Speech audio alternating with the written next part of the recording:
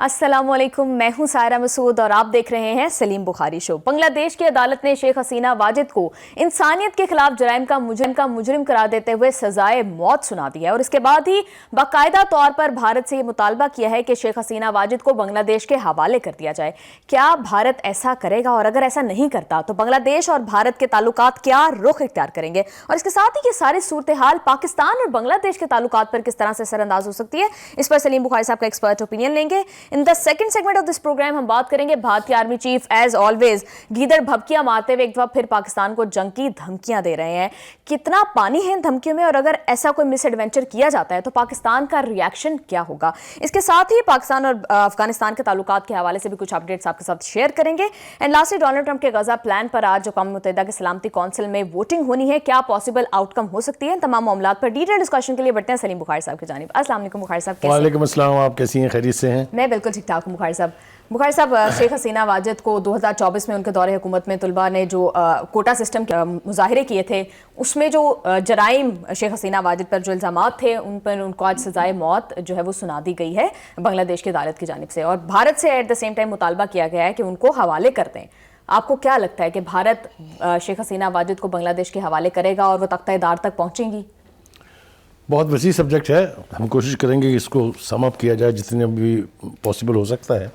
देखिए, ये सज़ाए मौत जो है ये उनको उनके जराइम पर दी गई है और ये दी है एक अदालत है जो इंसानियत के ख़िलाफ़ जराइम कमिट करते हैं, उसके लिए ट्रिब्यूनल बना था स्पेशल जिसकी ये सज़ा है। अभी ये वाज़े नहीं है कि इसमें उनको अपील का हक़ है या नहीं है।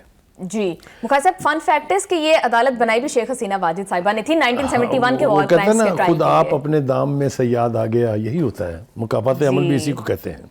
एनीवे, आपका जो अहम सवाल है वो ये है कि क्या भारत जो है वो उनको एक्स्ट्राडाइट करेगा या नहीं करेगा। पहली बात तो यह है कि दोनों मुल्कों के माबैन ये मुआहिदा मौजूद है जी कि कोई भी क्रिमिनल जो मतलूब हो या जिसको सजा हो जाए उसको एक दूसरे मुल्क के हवाले करने की ट्रीटी मौजूद है, इसको कहते हैं एक्स्ट्राडिशन ट्रीटी। तो अगर वो नहीं करेगा तो वो डिफ़ॉल्ट कर रहा होगा और यूनाइटेड नेशन के तक रसाई करने के लिए बांग्लादेश को जवाज़ मिल जाएगा। एक बात तो ये दूसरी बात यह है कि इनके जराइम की तफसील अगर मैं बयान करने लगूँ आपको तो इंसानियत के ख़िलाफ़ इतने घिनौने जराइम, अगर कोई और इक्वेशन मुझे दिखाई देती है तो वो सिर्फ नेतन्याहू है या जो मोदी कर रहा है कश्मीर में, ये है इक्वेशंस। जी बिल्कुल। तो आप इसको अगर अपने काफी इंस्पायर्ड है वो बीजेपी की पॉलिसी ज़हन में रखें अगर आप, तो आपको अंदाज़ा हो जाएगा कि कितने घिनौने जुर्म। थोड़ी सी अगर आप कहें तो मैं उसकी तफसील जो बयान कर दूं। देखिए, 5 बड़े इल्ज़ाम थे उनके ऊपर। पहला ये था कि उन्होंने इश्ताल अंगेज बयानात जारी किए जिसकी वजह से खलबली मच गई पूरे बांग्लादेश में और जो मंजरनामा फिर हमने उसके बाद देखा वो हमारी आंखों के सामने है। दूसरा ये कि ख़तरनाक हथियारों के इस्तेमाल का तलबा के जुलूसों के ख़िलाफ़ हुक्म दिया उन्होंने। तीसरा ये कि रंगपुर यूनिवर्सिटी में एक अबू सईद नामी तालिब इल्म थे जिनके कत्ल पर उन्हें उकसाया गया और ये बड़ी वायरल हुई थी सोशल मीडिया पे। चौथा ये कि 5 अगस्त को ढाका के ये है चंखर पुल इलाके में 6 अफराद को गोली मारकर हलाक कर दिया गया। पांचवा ये कि अशोलिया में 6 अफराद को जिंदा जला दिया गया। Look at the nature of the crimes and रुथलेसली she did it. 1400 लोग मारे गए थे। इसको अब आ जाए वो हंगामे जो फूट पड़े जब इनके खिलाफ बगावत कह लीजिए आप, ये इनके खिलाफ जब यानी इनसे निजात के लिए जो मुहिम चली उसमें 1400 लोगों की हलाकत इनके ज़िम्मे है और ये फिगर मैंने और आपने अपने पास से नहीं घड़ा है, ये यूनाइटेड नेशन की रिपोर्ट में बताया गया है। ठीक हो गया जी।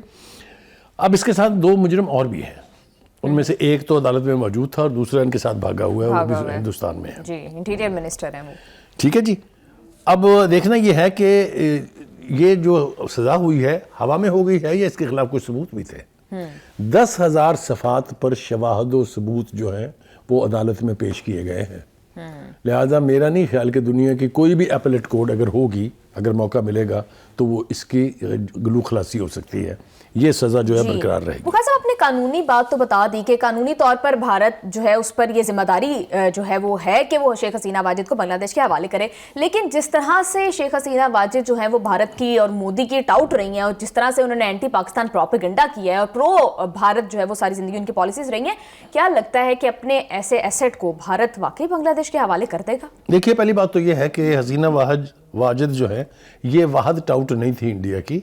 इनके अब्बा हजूर के बारे में भी थोड़ा सा अगर وقت ہو ہم تو تھوڑا بیان کر دیں کہ بنگلہ دیش کے جو شیخ مجیب الرحمان تھے، جن کو وہاں کے لوگوں نے اس وقت کہا کہ وہ بنگلہ بندھو ہیں، یعنی بنگال کے باپ ہیں، ان کا پھر جو حشر ہوا وہی لوگوں نے دیکھا جب فوجی بغاوت ان کے خلاف ہوئی. 4 میجر تھے، ان کے میجر ڈالم اس کو لیڈ کر رہے تھے.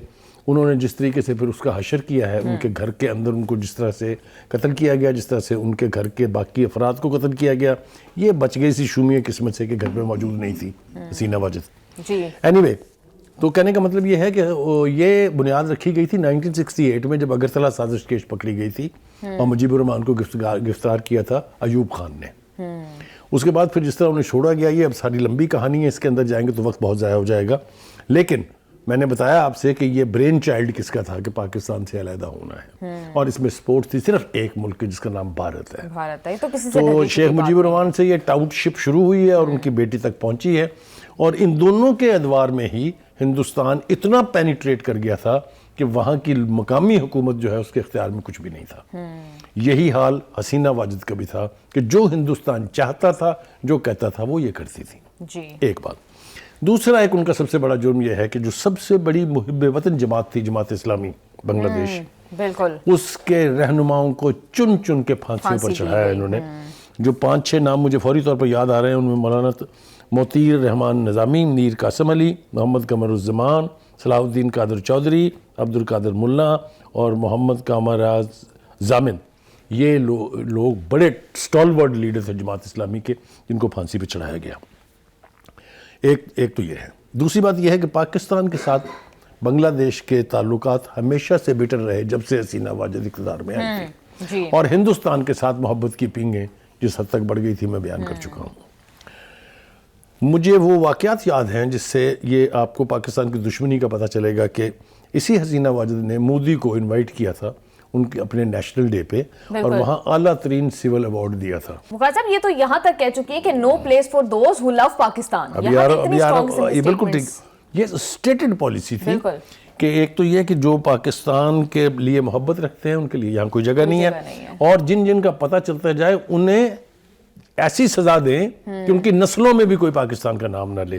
And last but not the least, Pakistan سے محبت کرنے والوں کی بنگلہ دیش میں کوئی جگہ نہیں ہے. یہ 3 ان کے احکامات تھے جس کو آپ کہتے ہیں اسٹریٹجک پالیسی. ٹھیک ہے جی. میں وہ مودی کا بیان جو بتا رہا تھا آپ سے، اس مودی نے وہاں ایوارڈ لیتے ہوئے ایک تقریر کی تھی. آئی وش کہ ہم اس کے اقتصابات آپ کو دکھا سکتے ہیں، جس میں انہوں نے کہا کہ مکتی بانی کو بھارت نے ٹرین کیا تھا، اور اس میں بھارتی فوجی شامل کر کے ہم نے مشرقی پاکستان میں لانچ کیا تھا تاکہ جو علیحدگی کی تحریک وہاں چل رہی ہے وہ کامیاب ہو سکے. یہ کنفیشنل سٹیٹمنٹ ہے، یعنی کوئی ڈھکی چھپی بات میں نہیں کہہ رہا ہوں. اینی وے، اب آپ کا اگلا سوال یہ ہے کہ اس ساری صورتحال سے پاکستان اور بنگلہ دیش کے تعلقات پر کیا اثر پڑے گا؟ اب پوسٹ حسینہ واجد، اب حسینہ واجد تو چلی گئی نا، اب جو کرنٹ گورنمنٹ ہے، اب کس قسم کے چیلنجز، اور پھر آپ بات کر رہے تھے 1971 میں جو علیحدگی ہوئی. بخاری صاحب کہیں نہ کہیں بنگلہ دیش کے لوگوں کے اور پاکستان کے لوگوں کے دلوں میں اب بھی وہ جو ہے وہ ایپیسوڈ، اس کے حوالے سے کافی زیادہ اختلافات ابھی بھی ایگزسٹ کرتے ہیں. دیکھیے، جو عوامی لیگ کے لوگ ہیں ان کے دلوں میں ایسی کوئی بدگمانی پاکستان کے بارے میں ہو تو ہو، لیکن یہ حسینہ واجد کے بعد کا جو دور ہے، جو یونس صاحب جو ہے وہ نوبل لوریٹ ہیں، وہ جن کی عبوری حکومت ہے اس وقت، ان کے بعد سے جو انقلاب آیا ہے پاکستان اور بنگلہ دیش کے تعلقات میں، میرے خیال سے اس کا ذکر جو ہے وہ بہت ضروری ہے.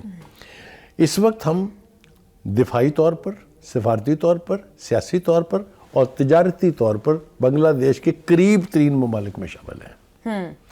ریڈیکل چینج جس کو کہتے ہیں نا، ریڈیکل چینج، کہ وہ ایلیمنٹ جو پاکستان سے محبت رکھتے تھے، جو ایک پاکستان کے حامی تھے، ان کا اس وقت وہاں راج ہے. جی بالکل، اسحاق ڈار صاحب نے ریسنٹلی اور اس طرح کے وائبز آ رہی ہیں ادھر سے کہ ایسے لگتا ہے کہ ہم ابھی بھی بھائی ہیں. یہ وہ سوچ ہے جس کو ختم کرنے کی سازش بھارت نے کی تھی. لیکن بخاری صاحب ان کی جانب سے اب بھی یہ مطالبہ کیا جاتا ہے کہ پاکستان فارمل اپالوجی کرے. جب اسحاق ڈار صاحب گئے تب بھی یہی مطالبہ کیا گیا. آپ کو لگتا ہے کہ واقعی اس کی ضرورت ہے اور پاکستان کو جو ہے وہ اپالوجی پاکستان کرے گا یا اسے کرنی چاہیے؟ دیکھیے، پہلی بات تو یہ ہے کہ مجھے نہیں لگتا کہ یہ مطالبہ اب پرزور انداز سے کیا گیا ہے. سوشل میڈیا کے ذریعے بہت ساری باتیں پہنچتی رہتی ہیں، بھارت پروپیگنڈا کرتا ہے، اور بھارت کا پروپیگنڈا خاص طور سے اس کا حصہ ہے، کیونکہ اس وقت جتنی وائبز بھی وہاں سے آ رہی ہیں، کوآپریشن کی نئی جہتیں کھل رہی ہیں. دفاع کے اندر تعاون، ان کے فوجیوں کی یہاں تربیت پر میں تفصیل میں جاؤں گا تو میں نے کہا کہ بہت بات بڑھ جائے گی. جی اب تو مولانا صاحب بھی وزٹ پہ گئے ہوئے تھے کل. اب مولانا کا یہ جو دورہ ہے یہ بھی بہت امپورٹنٹ ہے. ایک بہت بڑا اجتماع وہاں ہوتا ہے جس طرح ہمارے یہاں رائیونڈ میں ہوتا ہے, یا جس طرح جماعت اسلامیہ اب لاہور میں منٹو پارک میں جو یادگار پاکستان ہے اب وہاں کرنا چاہ رہی ہے, اسی طرح کا اجتماع ہوتا ہے. وہاں وہ گئے اور انہوں نے کہا کہ ہم محبت اور یکجہتی کا پیغام لے کے آئے ہیں اور یہی پیغام لے کے ہم یہاں سے واپس جانا چاہتے ہیں. تو ان کا جس طریقے سے استقبال ہوا ہے بالکل وارم ویلکم کیا گیا. وہ سارا لوگ بخاری صاحب وہاں جمع ہوئے, آپ اپنی سکرینز پر بھی دیکھ سکتے ہیں کس طرح سے وہاں لوگ جو ہیں وہ مولانا صاحب نے جب خطاب کر رہے تھے تو وہاں پر جمع تھے. بالکل ٹھیک ہے. تو میں بہت ہی محتاط انداز سے بھی اگر کہوں تو پاکستان اور بنگلہ دیش کے تعلقات جو ہیں وہ نئی جہتیں جو ہے وہ یعنی تلاش کر کے اور آگے بڑھنے کے ایک سبک رفتار پروسیس کا حصہ ہے. ہم توقع کرتے ہیں کہ وہ بٹرنس جو پچھلے 41 سال سے رہی ہے. شیخ حسینہ واجد صاحبہ بڑی کوشش کرتے رہی اینٹی پاکستان پروپیگنڈے کی. بخاری صاحب اب جب یہ بات کی جا رہی ہے, بھارت سے مطالبہ کیا گیا کہ انہیں حوالے کریں, اور مجھے اور آپ بھی یہی کہہ رہے ہیں کہ شاید بھارت ان کو حوالے نہیں کرے گا. اگر یہ نہیں کرتے حوالے تو پھر کس طرح سے بنگلہ دیش اور بھارت کے تعلقات جو ہے وہ کیا روک لیں گے؟ پہلے ہی آلریڈی جو ہے وہ اتنے اچھے تعلقات اب نہیں ہیں. دیکھیے پہلی بات تو یہ ہے کہ ان کو بنگلہ دیش کے حوالے کرنے کا مطالبہ پہلے سے موجود ہے, اور اب جب کہ عدالت نے انہیں سزا دے دی ہے تو بہت بڑا لیگل جواز پیدا ہو گیا ہے کہ ان کو واپس کیا جائے. میرے خیال سے اگر آپ جنیوا کنونشن کی طرف جائیں, جنیوا چارٹر جو ہے اس کی طرف جائیں, اور یا آپ یونائٹڈ نیشن کی پروویژنز کو دیکھیں تو ایک دوسرے ملک کے لیڈر جو اس قسم کے خوفناک جرائم کا یعنی کہ مجرم ہوں, ان کی حوالگی جو ہے میرے خیال سے اس کے لیے انٹرنیشنل پریشر بھی بڑھے گا, اور یقینی طور پر بنگلہ دیش کی حکومت جو ہے وہ سارے پلیٹ فارم کو استعمال کرے گی, چاہے وہ یونائٹڈ نیشن ہے یا ایون ادروائز. جی بخاری صاحب, لیکن ہم دیکھ رہے ہیں کہ اس فیصلے کے بعد کچھ مظاہرے بھی ہو رہے ہیں, ان کے گھر کے باہر بھی ہو رہا ہے. تو آپ کو نہیں لگتا کہ اس فیصلے کے بعد بنگلہ دیش کے اندر پولیٹیکل انسٹیبلٹی جو ہے وہ کریٹ ہو سکتی ہے؟ دیکھیے اس وقت جو مظاہرے ہو رہے ہیں وہ حسینہ واجد کے خلاف ہو رہے ہیں. جی ان کے گھر کے اوپر بہت بڑا اجتماع ہوا ہے, اس لیے کہ لوگوں کے دلوں میں ان کے خلاف بہت نفرت ہے. جس طرح کے مظاہرے ہم نے دیکھے اور جس طرح کا ظلم و ستم ان پر ڈھایا گیا, یہ سب کچھ فوٹیج میں موجود ہے. یہ کہنا کہ اب ان کے حق میں کوئی ایسی بڑی کمپین چلنے جا رہی ہے, اس کے لیے بنگلہ دیش کی حکومت نے اہتمام تو کیا ہوا, انتظام کر رکھا ہے انہوں نے, کیونکہ باہر نکلے گا تو ہم دیکھ لیں گے. لیکن میرے خیال سے جو ریزسٹنس تھی حسینہ واجد کے حق میں وہ آہستہ آہستہ دم توڑ رہی ہے. جی اس لیے کہ بنگلہ دیش جو ہے وہ اکنومیکلی اب بہتر پرفارم کر رہا ہے, وہ مورلی بیٹر پیڈسٹل پر ہے اس وقت. تو یہ سب کچھ دیکھتے ہوئے میرا خیال یہ ہے کہ حسینہ واجد یا تو واپس آئیں گی اور سامنا کریں گی, اگر اپیل کا حق ہے تو اپیل کریں گی, یا پھر ساری زندگی کے لیے بھول جائیں کہ کبھی واپس بنگلہ دیش آ سکتی ہیں. لیکن بخاری صاحب وہ تو یہ کہہ رہی ہیں کہ تمام الزامات جو ہیں یہ غلط ہیں, جھوٹے ہیں. تو کیا آپ کو لگتا ہے کہ وہ واقعی جس طرح آپ کہہ رہے ہیں کہ وہ آئیں گی بنگلہ دیش اور اپیل کریں گی, کیونکہ جس کورٹ نے یہ فیصلہ کیا وہ سپریم کورٹ تو نہیں ہے, تو سپریم کورٹ میں چیلنج تو ہو سکتا ہے؟ دیکھیے پہلی بات تو یہ ہے کہ اس کے لیے ان کا واپس آنا ضروری ہے. جی آپ کو لگتا ہے وہ آئیں گی؟ اور وہ واپس آئیں گی تو سزا موجود ہے, پہلے تو بھگتیں گی نا جی. میں وثوق سے کہہ سکتا ہوں کہ she will dare not come back to بنگلہ دیش, کیونکہ اس کو پتا ہے کہ وہاں فضا بھی بدل گئی ہے, ہوا بھی بدل گئی ہے, اور وہ جو پذیرائی ان کو کبھی حاصل تھی جو رہی ہے وہ there is no more. اس لیے کہ اس وقت یوتھ جو ہے بنگلہ دیش کا وہ ہے the power that be. آپ نے دیکھا کہ انہوں نے ایسے ریولوشنری اقدامات کیے ہیں, یعنی اس وقت گورنمنٹ رننگ میں اسٹوڈنٹس شامل ہیں, یعنی کہ ان کیبنٹ میں منسٹرز ہیں. تو کہنے کا مطلب یہ ہے کہ جتنی ریڈیکل تبدیلی وہاں آئی ہے اس کو انڈو کرنے کے لیے بہت وقت چاہیے اور بہت بڑی تحریک چاہیے. بخاری صاحب اب جس طرح سے جو کرنٹ گورنمنٹ ہے وہاں پر یونس صاحب کی, وہ مطلب اب شیخ حسینہ واجد کے بعد تعلقات بھارت کے ساتھ اتنے اچھے اتنے درینا تو نہیں ہے, لیکن آپ کو کیا لگتا ہے کہ بنگلہ دیش افورڈ کر سکتا ہے کہ بھارت کے ساتھ اپنے تعلقات جو ہیں ان کو کریٹیکل کرے یا ہاسٹائل کرے, کیونکہ کوئی ٹیریٹوریل ایشو تو ایسا نہیں ہے ان کا؟ دیکھیے اب تقریباً 2 سال ہونے والے ہیں, 2 سال سے تو بنگلہ دیش کے اوپر کوئی ایسی آفت نہیں آئی ہے ہندوستان سے تعلقات بٹر ہونے کے باوجود. میرا خیال سے they have decided کہ there is no room for the Indians in Bangladesh society anymore. تو جیسا میں نے کہا کہ مجھے نہ ان کی واپسی ہے اور نہ بنگلہ دیش اور بھارت کے تعلقات میں کوئی خوشگوار تبدیلی میں دیکھ رہا ہوں. یہ بٹرنس جو ہے یہ نسلوں تک چلے گی, کوئی دو رائے اس کے بارے میں نہیں ہے.